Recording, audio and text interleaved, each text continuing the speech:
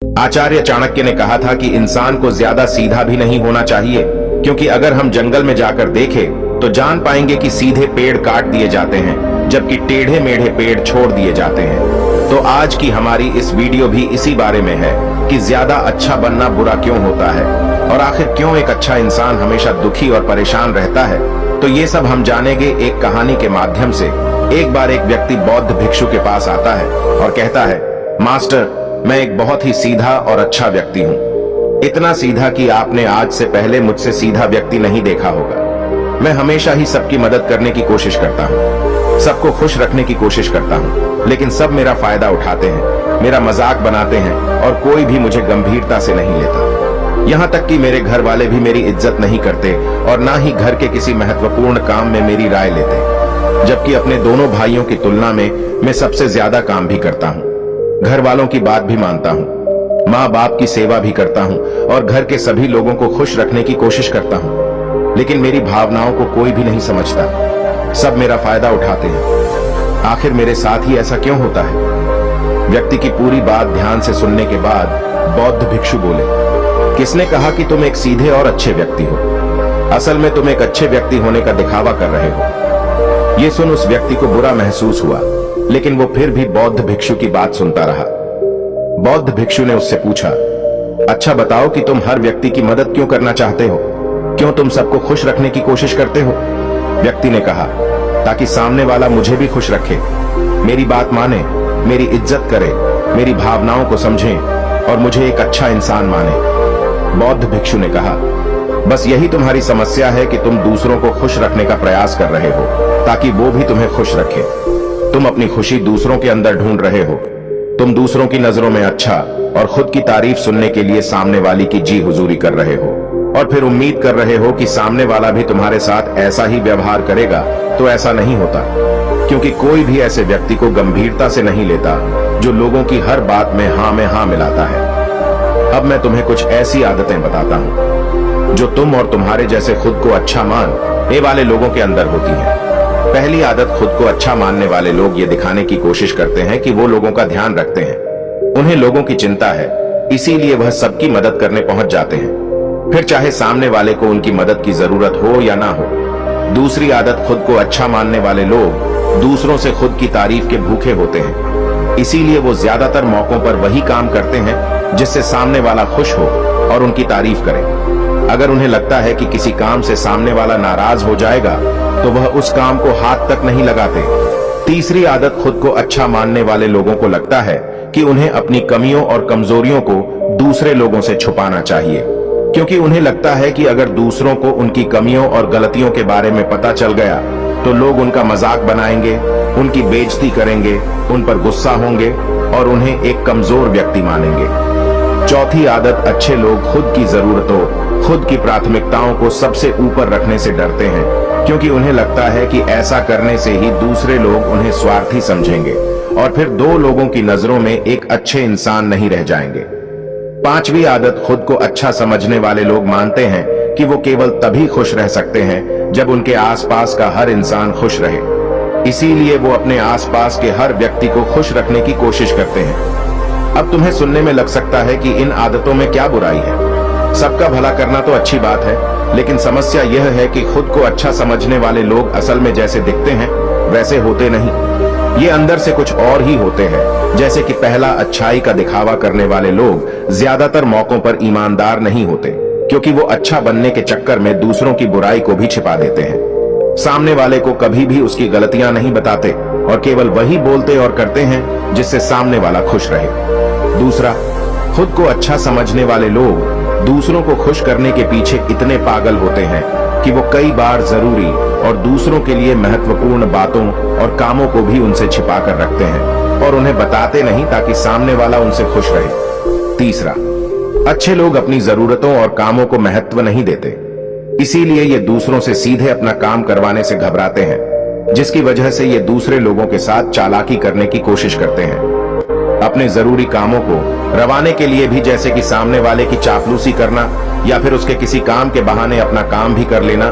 चौथा, खुद को अच्छा मानने वाले लोग केवल पानी की उम्मीद से ही कुछ देते हैं। ये इस बात का दिखावा तो करते हैं कि यह लोगों की मदद करना चाहते हैं, लेकिन यह मदद सिर्फ इसीलिए करते हैं ताकि सामने वाला उनकी तारीफ करे, इन्हें अच्छा इंसान समझे और जरूरत पड़ने पर इनकी भी मदद करें। लेकिन अगर इन्हें मदद के बदले मदद नहीं मिलती तो ये गुस्सा हो जाते हैं, सामने वाले से अंदर ही अंदर नफरत करने लगते हैं और उससे बदला लेने का मौका ढूंढने लगते हैं। 5वां, खुद को अच्छा दिखाने वाले लोग दूसरों को ना नहीं बोल पाते, उन्हें मना नहीं कर पाते और दूसरों के काम करने के चक्कर में ये अपने और अपने परिवार के जरूरी कामों को भी पूरा नहीं कर पाते। 6ठा, अच्छे लोगों को लगता है ये सभी उन्हें पसंद करें, सभी इनसे प्यार करें, जिससे दूसरे लोगों को इनका दोस्त बनने या इनके साथ संबंध रखने में दिक्कत होती है, क्योंकि यह हर किसी के सबसे पसंदीदा इंसान बनना चाहते हैं। ये सारी बातें सुनने के बाद उस व्यक्ति ने बौद्ध भिक्षु से कहा, तो आपके कहने का मतलब है कि हम एक अच्छे इंसान न बने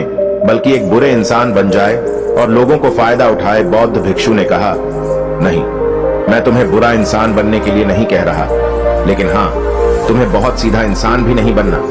अब मैं तुम्हें बताता हूं कि एक व्यक्ति को कैसा इंसान बनने का प्रयास करना चाहिए। दोस्तों, इंसानी स्वभाव और उसकी अच्छाई व बुराई के बारे में अगर सबसे ज्यादा किसी ने बात की है तो वो है अखंड भारत के निर्माता, राजनीति के महामंडित आचार्य चाणक्य, जिन्होंने अपनी किताब चाणक्य नीति में इंसानी स्वभाव और दुनिया भर की तमाम चीजों के बारे में विस्तार से चर्चा की है। 2, इतने बड़े ज्ञानी और दूरदृष्टा थे कि आज हजारों साल बाद भी उनके द्वारा कही गई एक एक बात हमारे जीवन में पूरी सटीकता के साथ लागू होती है। बौद्ध भिक्षु ने कहना शुरू किया, तुम्हें एक सीधा का दूसरा की नजरों में अच्छा इंसान बनने की तुलना में एक सुलझा हुआ इंसान बनने का प्रयास करना चाहिए। एक सुलझा हुआ इंसान वो होता है जिसे सबसे अच्छा इंसान बनने का कोई शौक नहीं है। वो जैसा है वैसा ही खुद को पसंद करता है।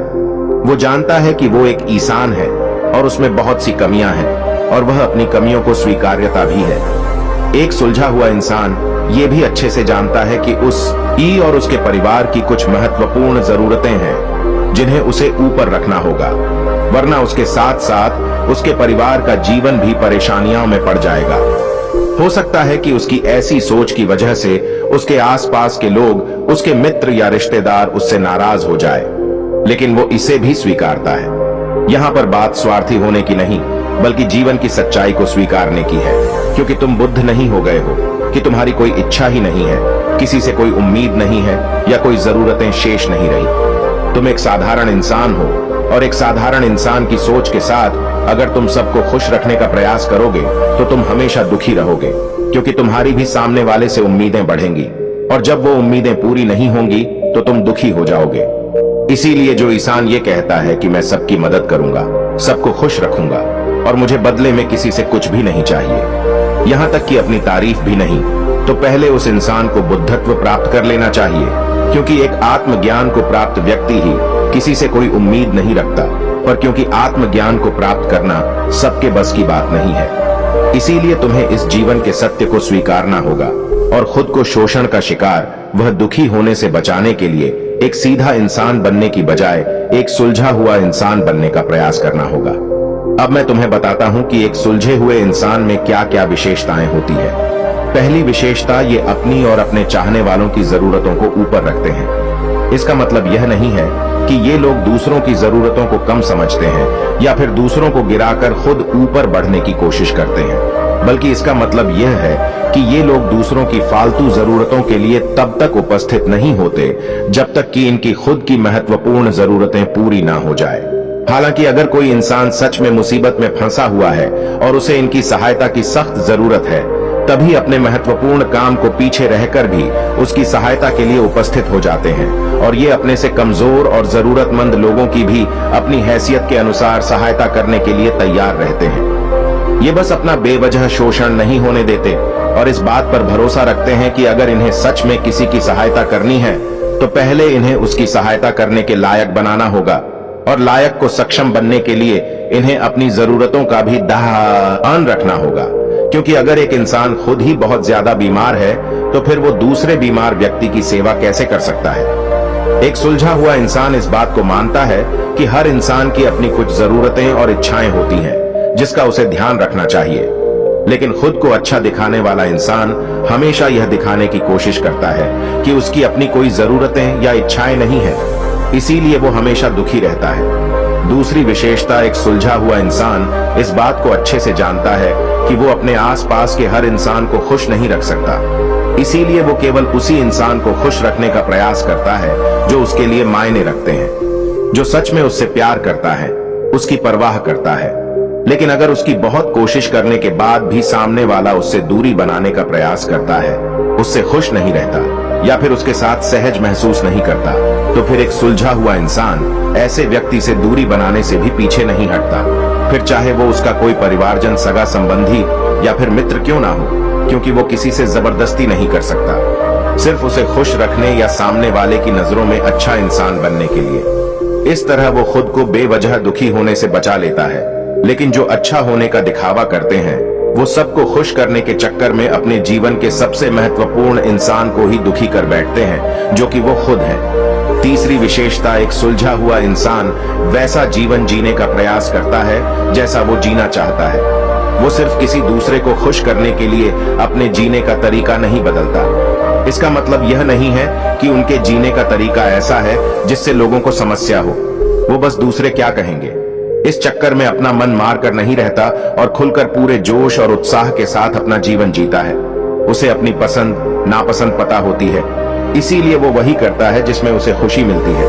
उसे अच्छे से पता होता है कि वो कौन है, उसे अपने आप पे भरोसा होता है, इसीलिए उसे किसी इंसान की छोटी चापलूसी करके खुद को अच्छा दिखाने या खुद की तारीफ सुनने की जरूरत नहीं होती। जेन मिस्टर ने आगे कहा, अगर तुम अपने जीवन से संतुष्ट नहीं हो तो अपने आप से 2 प्रश्न पूछो।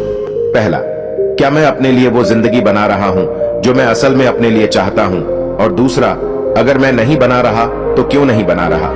जब तुम इन दोनों सवालों के बारे में गहराई से विचार करोगे, तब तुम अन पाओगे कि तुम अपनी मनचाही जिंदगी सिर्फ इसलिए नहीं बना पा रहे हो क्योंकि तुम दूसरों के सामने अच्छा बनने का प्रयास कर रहे हो, जिसकी वजह से तुम अपनी इच्छाओं और जरूरतों को प्राथमिकता नहीं देते हो और दूसरों को ही खुश करने में लगे रहते हो। इसीलिए अगर तुम एक खुशहाल और मनचाहे जिंदगी जीना चाहते हो तो एक सुलझा हुआ इंसान बनने का प्रयास करो, न कि सीधा इंसान। इतना कहकर बौद्ध भिक्षु मौन हो गए।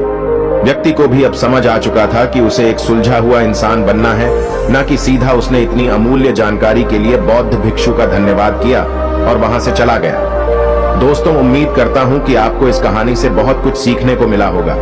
दोस्तों, आपको ये वीडियो जरूर पसंद आया होगा। अगर पसंद आया हो तो हमारे इस चैनल को लाइक, शेयर और सब्सक्राइब जरूर करें। साथ ही कमेंट में नमो बुद्धाय जरूर लिखें।